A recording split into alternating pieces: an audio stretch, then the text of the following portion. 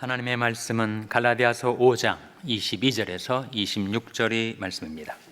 오직 성령의 열매는 사랑과 희락과 화평과 오래 참음과 자비와 양선과 충성과 온유와 절제니 이 같은 것을 금지할 법이 없느니라. 그리스도 예수의 사람들은 육체와 함께 그 정과 욕심을 십자가에 못 박았느니라. 만일 우리가 성령으로 살면 또한 성령으로 행할지니. 다 같이 읽으시겠습니다. 헛된 영광을 구하여 서로 격동하고 서로 투기하지 말지니라. 아멘. 할렐루야. 오늘 주일 예배에 참석하신 여러분, 하나님의 평강의 복이 임하기를 기원하며 샬롬 축복하시고 인사 나누시기 바랍니다. 샬롬. 샬롬. 오늘 주일 대면 예배에 참석하신 분들과 또한 각 가정에서 온라인으로 주일 예배에 참석하신 모든 교회 여러분들을 주님의 이름으로 환영합니다. 우리는 하나님 앞에 나올 때 복을 구하죠. 평강의 복 혹은 건강의 복을 구합니다. 하나님 앞에 나올 때 우리는 복을 구하죠. 그러한 것처럼 하나님께서도 우리들에게 구하시는 것이 있습니다. 하나님이 우리에게 무엇을 구하실까?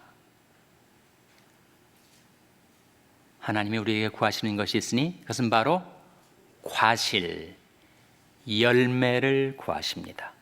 너희가 과실을 많이 맺으면 내 아버지께서 영광을 받으실 것이요 또한 너희가 내 제자가 되리라. 하나님은 우리가 많은 과실을 맺으며 살아가기를 원하세요. 그것이 하나님께서 우리를 택하신 목적이기도 합니다. 너희가 나를 택한 것이 아니요 오직 내가 너희를 택한 것이다. 그 목적은 너로 가서 과실을 맺게 하고 또한 너희 과실이 항상 있게 하여 내 이름으로 아버지께 무엇을 구하든지 다 받게 하려 함이라. 하나님께서는 우리에게서 과실을 구하시고 찾으십니다. 우리가 열매 맺기를 바라십니다. 이 열매는 두 종류가 있어요. 하나는 구령 열매, 또 다른 하나는 성령의 열매죠. 이 구령 열매라는 것은 우리가 예수 그리스도의 이름, 예수 그리스도의 복음을 전파해서 잃어버린 영혼들이 하나님께로 돌아와 구원을 받게 되는 것이 구령, 영혼 구원의 열매고, 성령의 열매는 무엇인가? 오늘 본 말씀 갈라디아서 5장 22절 23절에 성령의 열매가 나오죠. 다시 한번 화면에 나온 말씀 같이 읽겠습니다. 시작.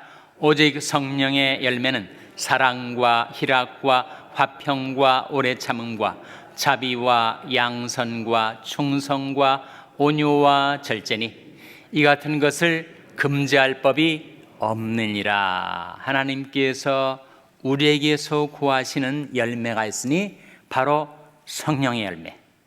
성령의 열매는 무엇인가? 몇 가지가 나오죠? 성령의 열매는 9가지가 나옵니다. 좀 더 정확히 말하면 열매라는 단어가 복수가 아니라 단수예요. 성령의 열매는 한 가지인데 그것을 어느 각도에서 바라보느냐에 따라서 9가지로 나타난다는 거죠. 제 은사이신 신사원 목사님은 그것을 가리켜서 일체 구면의 진리 이렇게 표현하신 바가 있습니다. 한 성령의 열매인데 9가지 면, 9가지 양상을 나타내게 되는 것이 바로 성령의 열매다. 첫째가 뭡니까? 사랑. 성령의 열매의 첫 번째가 사랑, 두 번째가 희락, 세 번째가 화평입니다. 그러면 사랑은 어디에서 나오죠? 인간에게서는 사랑이 나오질 않습니다. 세상에서는 사랑이 나오질 않아요. 모든 진정한 사랑은 하나님에게서 나오는 것이죠. 그 이유는 하나님이 사랑이시기 때문에. 성령의 열매는 사랑과 희락. 우리 하나님은 희락의 하나님이십니다. 기쁨의 하나님이세요. 우리 주님은 슬픔의 사람이라고 일컬어졌지만 Man of Sorrows, 그러나 주님 안에 넘쳐흐르는 기쁨을 우리에게 나눠주기를 원하셨던 주님은 기쁨의 사람이셨습니다. 화평, 하나님은 평화의 하나님, 우리 주님은 평강의 왕. 진정한 평화는 역시 하나님에게서 오는 것이죠. 세상 어디에도 평강이 없습니다. 뉴스에서 나오는 사람들, 한국이든 미국이든 또 우리 주위에 살아가는 세상 사람들이 얼굴에 평안이 있던가요? 사람들이 너무 거칠고 화가 나 있고 온갖 욕심과 분노에 가득 찬 얼굴들을 하고 다니지 않습니까? 진정한 평안은 주님께서 우리에게 끼쳐주시는 것. 평안을 너에게 끼치노니 곧 나의 평안을 너에게 주노라. 내가 너에게 주는 것은 세상이 주는 것과 같지 아니하니라. 그러므로 너희는 마음에 근심도 말고 두려워하지도 말라 하셨던 그 평안은 주님께서 우리에게 주시는 것. 이 성령의 열매라는 거죠. 사랑과 희락과 화평과 오래 참음. 우리 하나님은 오래 참으시는 하나님. 자비, 양선, 충성, 온유. 여러분, 온유가 바로 하나님의 속성 중에 하나라는 거예요. 예수님께서도 나는 마음이 온유하고 겸손하니 나의 멍에를 메고 내게 배우라 말씀하시면서 우리 주님이 온유하신 주님이라고 하셨습니다. 우리가 주님을 닮아 온유한 사람으로 변화되면 어떻게 되는가? 그 온순하기만 하고 양순하기만 한 그 사람이 세상에서 짓밟히고 그리고 많은 고통과 슬픔 속에서 살아갈 수밖에 없게 되는가? 그렇지 아니하다. 온유한 자는 땅을 차지하리니 그는 풍성한 화평으로 즐기리로다. 여러분, 세상에서 땅을 차지하려면 뭔가 경쟁에서 이기고 승리하려면 얼마나 자기 주장을 내세워야 되고 자기 자신을 과시해야 합니까?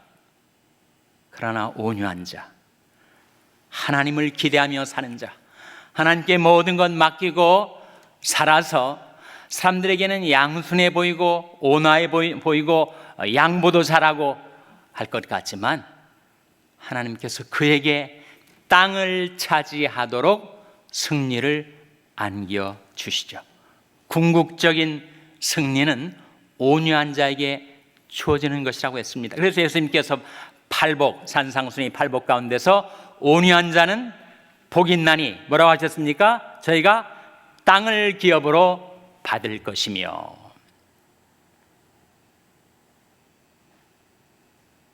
온유는 하나님의 성품, 우리 주님의 성품이고 주님과 동행하며 주님을 닮아가서 우리가 마음속에 있는 모든 혈기와 분노를 떨쳐버리고 온유하신 주님을 닮게 될 때 우리는 땅을 차지하며 풍부한 화평으로 인생을 살아갈 수가 있게 된다는 거예요.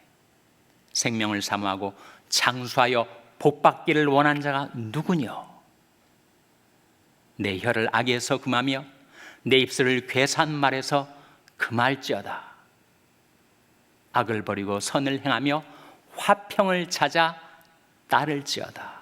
그 화평, 그 풍부한 화평을 즐기게 되는 사람이 누구라고요? 온유한 자다. 하나님은 온유하신 하나님, 우리 주님은 온유하신 주님.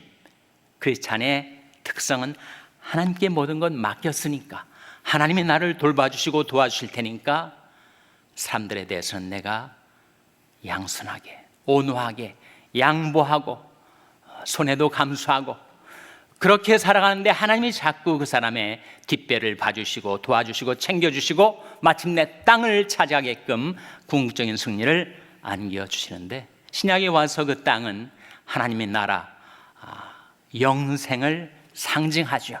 그래서 온유한 자가 복이 있는 이유는 그들이 마침내 하나님 나라를 기업으로 상속하고 영생을 기업으로 상속할 것이기 때문에 온유한 자가 복이 있다, 그렇게 말씀하신 것이죠. 마지막 9번째 성령의 열매, 절제가 나옵니다. 그래서 이 9가지 성령의 열매, 일체 구면이 진리라고 말할 수 있는 이 성령의 열매는 다 성령의 품성을 가리킵니다. 성령이 그런 품성을 지니신 분이에요. 성령은 어떠한 영이신가? 사랑, 희락, 화평, 오래 참음, 자비, 양선, 충성, 온유, 절제의 영이십니다. 그 성령의 열매는 성령의 품성을 가리키는 것과 동시에 우리 주 예수의 인격이 어떤 인격인지를 보여주는 거죠. 우리 주님은 어떤 인격을 가지고 사셨는가? 사랑, 희락, 화평, 오래 참음, 자비, 양선, 충성, 온유, 절제. 여러분, 하나님이 우리를 은혜로 구원해 주시고 우리에게 궁극적인 우리 신앙생활의 목표를 주신 것이 있는데, 그것이 바로 우리가 하나님의 형상을 회복하고 하나님의 형상을 닮아가는 거 아닙니까? 그런데 하나님의 형상이 뭔가? 하나님의 형상의 내용이 뭔가? 그게 바로 사랑, 희락, 화평, 오래 참음, 자비, 양선, 충성, 온유, 절제 아닙니까? 그래서 성령의 열매는 성령의 품성을 가리키고 예수의 인격을 가리키고 하나님의 형상을 가리키는 것입니다. 그래서 우리가 성령의 열매를 맺는 것이야말로 우리를 향하신 하나님의 궁극적인 뜻을 성취하기 위하여 살아가는 방향을 보여주는 거죠. 과제는 어떻게 성령의 열매를 맺을 수가 있는가? 성령의 열매를 맺으려면 7가지 조건이 충족돼야 됩니다. 첫째로, 성령의 열매를 맺으려면 성령의 씨가 우리 안에 심겨져야 합니다. 여러분, 열매가 맺으려면 먼저 씨를 심어야 될 거 아니에요? 씨도 심지 않고 맨 땅에서 열매가 어떻게 나올 것을 기대할 수가 있겠어요? 성령의 열매를 맺기 위한 첫 번째 조건, 그것은 성령의 씨가 우리 마음밭에 심겨져야 해요. 그 성령의 씨가 무엇인가? 베드로전서 1장 23절 화면에 같이 읽겠습니다. 시작.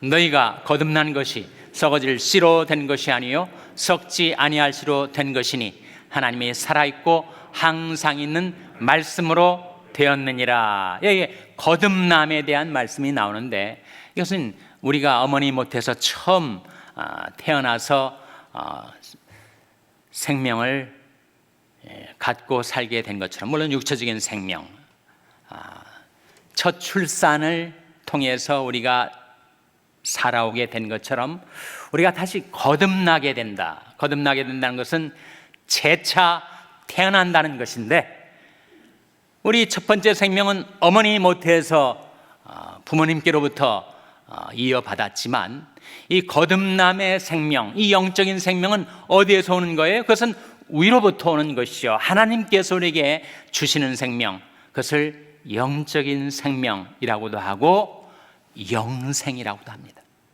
또 증거는 이것이니 하나님이 우리에게 영생을 주신 것과 또한 이 생명이 그의 아들 안에 있는 그것이니라. 아들이 있는 자에게는 생명이 있고 아들이 없는 자에게는 생명이 없느니라. 하나님이 우리에게 주신 영생, 그것이 바로 우리를 거듭나게 하는 생명이고, 부모님에 의해서 물려받은 우리 육체적인 생명은 7, 80년 살다가 죽게 되지만, 하나님께 받은 그 영적인 생명은 우리로 하여금 영원히 살게 하는 생명입니다. 근데 그 생명이 어떻게 우리에게 주어졌다고요? 너희가 거듭난 것이 썩어질 씨로 된 것이 아니요 썩지 아니할 씨로 된 것이니. 썩지 아니할 씨가 뭐예요? 하나님의 살아있고 항상 있는 말씀으로 된 것이니라. 하나님이 살아있고 항상 있는 말씀,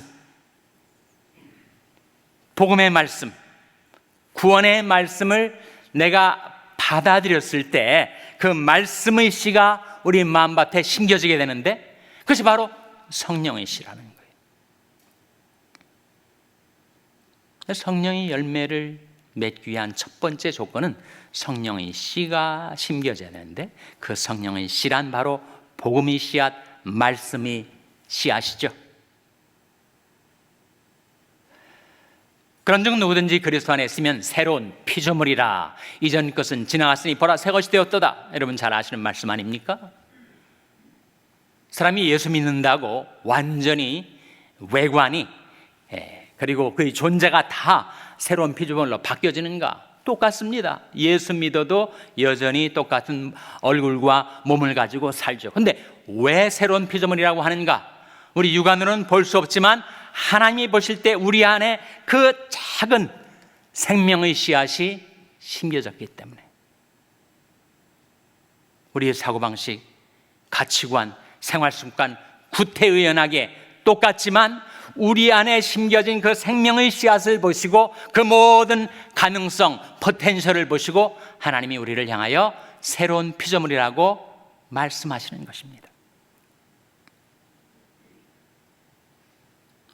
어떻게 하면 우리가 그 생명의 씨앗을, 성령의 씨앗을 받아들일 수가 있을까? 성경이 그것을 명확하게 보여줍니다.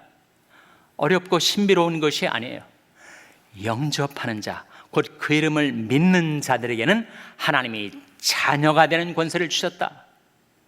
우리가 예수 그리스도를 영접할 때 죄악과 착하여 살던 나의 옛삶에서 돌이켜 하나님께로 나와 예수 그리스도를 나의 구주와 주님으로 믿을 때, 그때 주님께서 내 마음과 삶 속에 들어오시면서 주님 안에 있는 생명이 내 안에 심겨지게 된다는 거예요. 생명의 씨앗, 성령의 씨앗, 말씀의 씨앗은 바로 회개와 믿음을 통해서 내 안에 심겨지게 되는 것입니다.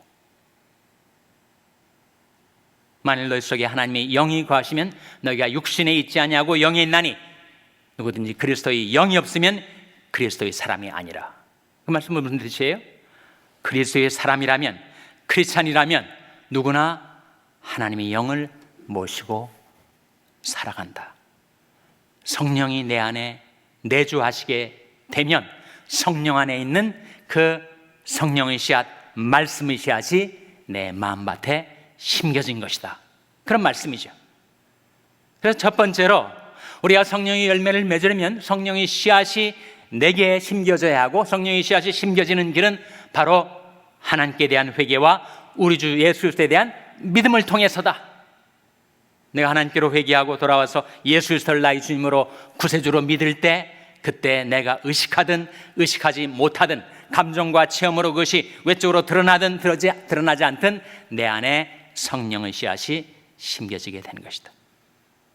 포텐셜이 내 안에 심겨졌으니 그의 모든 가능성, 싹이 트고 열매가 맺기까지 모든 가능성의 시작이 거기에 배태된 것이죠. 심겨진 것입니다. 첫 번째 조건, 가장 중요한 조건, 성령의 열매를 맺으려면 성령의 씨앗이 심겨져야 된다. 어떻게 심겨지는가? 회개와 믿음을 통해서.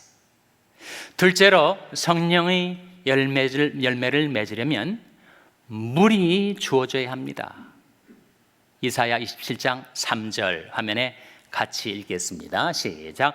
나 여호와는 포도원지가 되며 때때로 물을 주며 밤낮으로 간수하여 아무든지 상해하지 못하게 하리로다. 나 여호와는 포도원지기, 내 아버지는 그 농부라.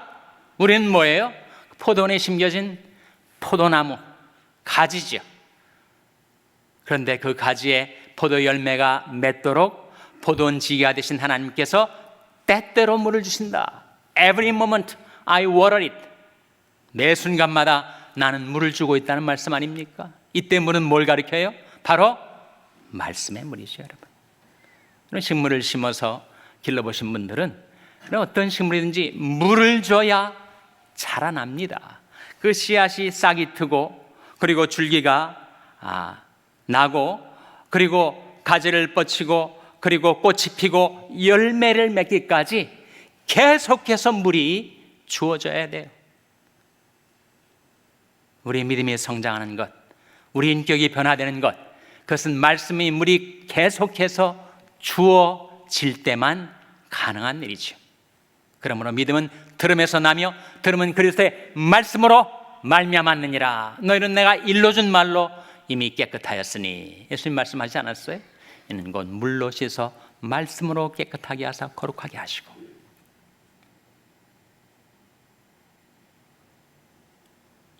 매 순간마다 우리에게 말씀의 물을 주시는 하나님 앞에 나와서 우리도 그 물을 받아야 됩니다. 말씀의 물을 받아야 돼. 그때 우리가 성령의 열매를 맺을 수가 있습니다. 셋째로, 성령의 열매를 맺으려면 햇빛을 쬐어야 합니다. 여러분, 씨가 자라나서 이제 열매를 맺기 전에 줄기가 나오고 가지를 뻗치고 그리고 꽃이 피고 마침내 열매를 맺을 때까지 햇빛이 얼마나 중요해요. 햇빛이 없으면 식물은 시들시들 하다가 죽어갑니다. 햇빛을 받으면 꽃도 만발하고 풍성한 열매도 맺을 수가 있습니다. 우리에게도 성령의 열매를 맺으려면 그 햇빛이 필요한데, 햇빛이 뭐예요? 내 영혼의 햇빛 예수여, 가까이 비춰 주시고 이 세상 구름 일어나 가리지 않게 하소서. 물은 내 이름을 경외하는 너에게는 의로운 해가 떠올라서 치료하는 광선을 바라리니 너희가 외양간에서 나온 송아지같이 뛰리라 하시지 않았어요? 하나님께로부터 의로운 해가 떠올라서 치료하는 광선을 바란다. 우리가 쬐어야 될 햇빛은 다름 아닌 주님의 얼굴빛입니다. 시편 67편 1절 화면에 같이 읽겠습니다. 시작. 하나님은 우리를 긍휼히 여기사 복을 주시고 그 얼굴빛으로 우리에게 비치사. 무엇으로 우리에게 비치사라고 했습니까? 그 얼굴빛으로. 하나님은 우리를 긍휼히 여기사 복을 주시고, 정말 진리입니다. 우리가 축복을 받을 만한 자격이 있어서 당당하게 받게 되는 것이 아니라 하나님 우리를 긍휼히 여기사, 하나님 우리를 긍휼히 여기시기 때문에 복을 주시는 거죠.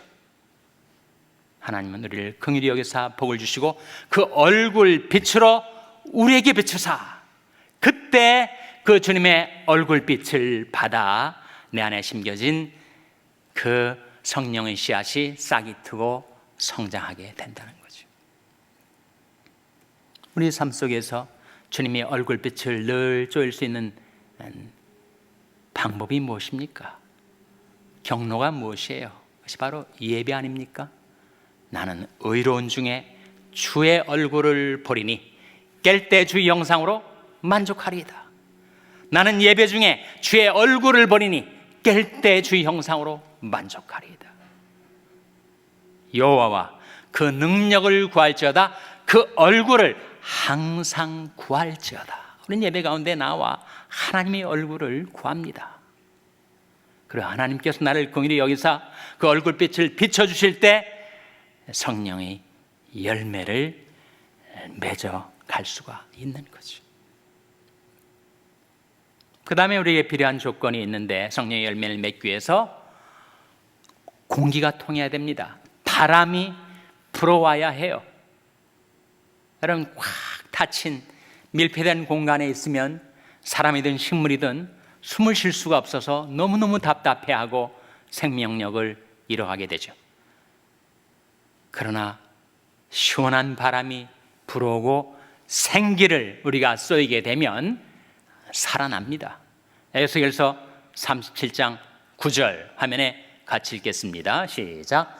또 내게 이르시되 인자야 너는 생기를 향하여 대언하라. 생기에게 대언하여 이르기를 주 여호와의 말씀에 생기야 사방에서부터 와서 이 사망을 당한 자에게 불어서 살게 하라 하셨다 하라. 이 말씀 속에 생기야 사방에서부터 와서 이 사망을 당한 자에게 불어서 살게 하라. 생기는 물론 성령을 가리키지.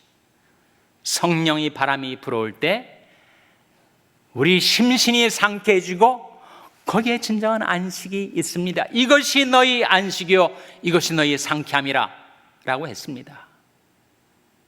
특이하게도 성령을 가리키는, 영을 가리키는 루하흐라는 말에는 세 가지 뜻이 있는데 바로 숨, 바람, 영, 그런 뜻이 있어요. 숨, 바람, 영. 여기 생기는 바로 생명의 바람, 생명의 기운, 생명의 성령을 가리키는 것인데, 성령이 바람이 불어올 때 사망을 당한 자가 그 바람이 불어옴으로써 살아나게 된다. 어떻게 하면 늘 성령의 바람을 쏘이며 살 수 있죠? 성령이 바람이 불어오는 곳에 가야 되지 않습니까? 여러분, 레돈도 비치 바닷가에 가서 시원한 바닷바람을 쏘이면 정말 우리 심신이 상쾌해지는데, 마찬가지로 생기를 쏘이려면, 생명의 바람을 쏘이려면 그 생기가 불어오는 곳에 가 있어야 하죠. 그것이 어디입니까? 바로 기도의 자리 아닙니까? 기도의 자리. 기도의 영이신 성령은 기도하는 심령에 불어오게 되는 것입니다. 우리가 하나님 앞에 나와서 기도할 때 하나님께로부터 우리에게 생기가 불어와서 우리를 살게 해줍니다. 성령이 열매를 맺으려면 생명의 바람을 쏘여야 하는 거죠. 다섯 번째로, 성령이 열매를 맺으려면 양분이 주어져야 합니다. 여러분, 한 땅에서 계속 오래 식물을 경작하면 나중에는 땅의 양분이 다 소진되어서 건강하게 열매를 맺질 못하죠. 그래서 양분을 줍니다. 성령의 열매를 맺기 위해서 우리가 필요로 하는 양분, 그건 바로 은혜의 양분입니다. 사람은 은혜를 받을 때 그 믿음도 심령도 견고하게 돼요. 은혜가 떨어지면 우리는 모든 것들이 다 떨어지게 됩니다. 그래서 오래 참지도 못하고 온유하지도 못하고 휴주는 짧아지고 화는 잘 내고 성도 잘 내고, 은혜가 떨어져서 그렇거든요. 그래서 우리가 은혜를 받아야 합니다. 히브리서 13장 9절 화면에 같이 읽겠습니다. 시작.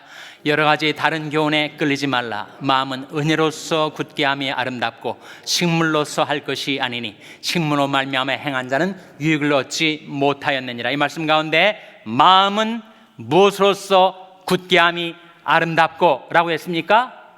은혜로서. 마음은 은혜로서 굳게 함이 하나님 앞에 아름다운 것입니다.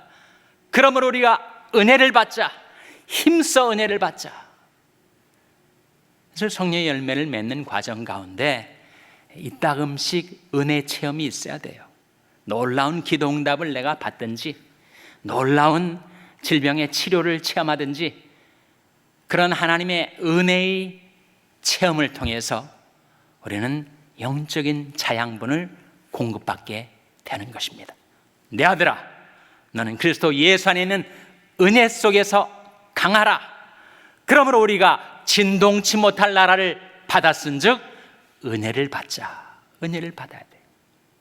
우리가 다 거의 충만한 데서 받으니 은혜 위에 은혜로라. 은혜의 주님 앞에 나와서 주님께서 주시는 은혜를 받고 은혜의 체험이 바로 우리 영적인 양분이 되는 것이죠. 여섯째로, 성령의 열매를 맺으려면 잡초를 제거해야 됩니다. 여러분, 텃밭에서 농사를 지셨든지 또는 좀 더 큰 규모로 농사를 지셨든지 식물이 자라나서 열매를 맺는 과정에 잡초들을 뽑아줘야 됩니다. 왜? 그 땅속에 있는 토질의 양분들을 지들이 다 뺏어가니까 기르는 농작물이 열매가 맺히질 못하는 거죠. 잡초를 다 제거해 줘야 그 식물이 건강하게 자라나서 열매를 맺게 이르게 됩니다. 마찬가지로 성령의 열매를 맺으려면 우리 안에 아직도 남아있는 구습이라는 잡초를 제거해야 됩니다. 에베소 4장 22절 화면에 같이 읽겠습니다. 시작. 너희는 유혹의 욕심을 따라 썩어져가는 구습을 좇는 옛사람을 벗어버리고, 구습이 나오죠. 구습, 오래된 습관. 그 구습을 청산하지 못하면 거기로 다 영적인 작물이 빠져나갑니다. 너는 유혹의 욕심을 따라 썩어져가는 구습을 좇는 옛사람을 벗어버리라. 어떤 구습일까요? 방탕과 술 취함, 음란과 호색함, 쟁투와 시기함의 온갖 구습들, 그들을 다 뽑아내 버려야 우리가 성령의 열매를 건강하게 맺어갈 수가 있습니다. 7번째로, 성령의 열매를 맺으려면 짐승을 물리쳐야 돼요. 여러분, 텃밭을 가꾸는데 자꾸 라쿤이나 어떤 여러 짐승들이 들어와서 밭을 휘젓고 나가면 어떻게 되겠어요? 제대로 자라날 기회도 얻지 못한 채 농사를 다 망치지 않습니까? 고양이든 유기견이든 온갖 짐승들이 접근하지 못하도록 막아야죠. 아가서에 그런 말씀이 나옵니다. 너희 포도원을 허는 작은 여우를 잡으라. 포도 열매가 맺혀 질 때가 됐는데 이 작은 여우 한 마리가 들어와 가지고 온 포도원을 헤매고 다니면서 다 망쳐놔요. 농사를 잡으라는 거죠. 물리치라는 것입니다. 우리가 물리쳐야 될 악한 짐승은 바로 우리 원수 대적마귀입니다. 베드로전서 5장 8절 9절 말씀 화면에 같이 읽겠습니다. 시작. 근신하라, 깨어라. 너희 대적 마귀가 우는 사자같이 두루다니며 삼킬 차를 찾나니 너희는 믿음을 굳게 하여 저를 대적하라. 이는 세상에 있는 너희 형제들도 동일한 고난을 당하는 줄을 알미니라. 너희는 믿음을 굳게 하여 저를 대적하라. 그런즉 너희는 하나님께 순복할지어다. 마귀를 대적하라. 그리하면 너희를 피하리라. 말씀이 막대기를 휘둘러 간악한 마귀가 내게 접근하는 것을 물리쳐 버려야 우리가 성령의 열매를 맺어갈 수 있지. 마귀의 공격에 무방비 상태로 노출되어서 계속 시험을 받고 유혹을 받고 죄를 짓고 쓰러지면 우리는 건강하게 성장할 수도 열매를 맺을 수도 없는 이치입니다. 성령의 열매를 맺으려면 7가지 조건이 충족돼야 되는데, 첫째로 성령의 씨가 심겨져야 합니다. 둘째로 말씀에 물이 뿌려져야 합니다. 셋째로 주님의 얼굴빛 햇빛이 내게 비추어져야 합니다. 그 다음에 생명의 바람, 성령의 바람이 불어와야 합니다. 그리고 영적인 자양분, 은혜의 체험, 은혜의 공급이 있어야 합니다. 그리고 구습의 잡초를 제거하고 악한 짐승을 물리쳐야 합니다. 저와 여러분에게 성령의 씨앗이 심겨졌으니 이제 성령의 풍성한 열매를 맺게 되면 우리는 성령의 품성을 갖게 되고 예수 그리스도의 인격을 닮아가게 되고 하나님의 형상을 향하여 우리가 변화되며 살아갈 수가 있습니다. 그것이야말로 하나님의 기쁨이고 하나님께 영광 돌리는 길인데, 저와 여러분에게 성령의 열매가 풍성하게 맺어지게 되시기를 주님의 이름으로 축원합니다. 기도하시겠습니다. 하나님 아버지, 하나님께서 저희들을 사랑하시고 예수의 복음을 들려주시고 성령의 씨앗을 심어주셨사오니 이것이 싹이 트고 자라나 꽃을 피고 열매를 맺기까지 하나님 저희들을 성령으로 도와주셔서 성령의 열매를 맺고 예수의 인격을 닮아가고 하나님의 형상을 세상에 증거하는 삶을 살게 하여 주시옵소서. 이 모든 말씀 예수님의 이름으로 기도하옵나이다. 아멘.